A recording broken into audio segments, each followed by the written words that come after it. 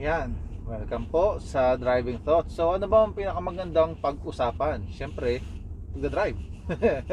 So siguro mag-share ako ng mga tips kung paano makapasa ng G2 muna. Next tayo sa G.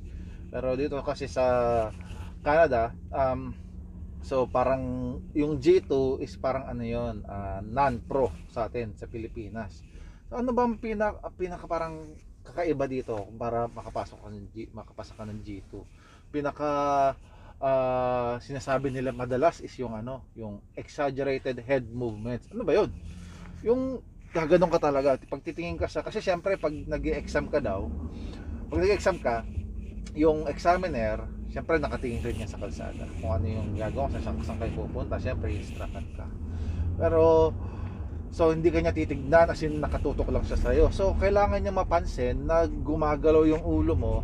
Ibig sabihin parang tumitingin ka sa mga side mirror mo. Kung may rear view mirror ka, tumitingin ka rin doon. So syempre kapag mata mo lang ang ginagalaw mo, hindi nila mapapansin na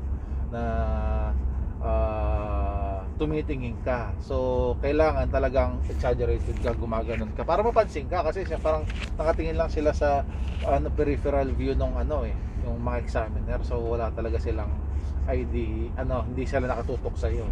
So yun, exaggerated head movements talagang kung kailangan, kung kaya mo baliin yung ulo, balihin mo na para lang siyempre makapasa ka. Minsan lang naman yun, di ba? Sabi nga nila minsan lang yun. So sabi nung pinsan ko nun, tinuturuan niya ako dito, sabi niya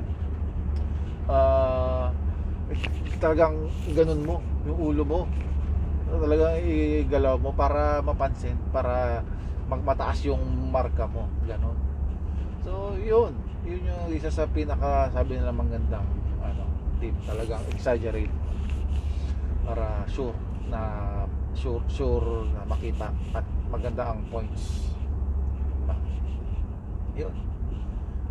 At sa next natin, yung ibang mga tips natin.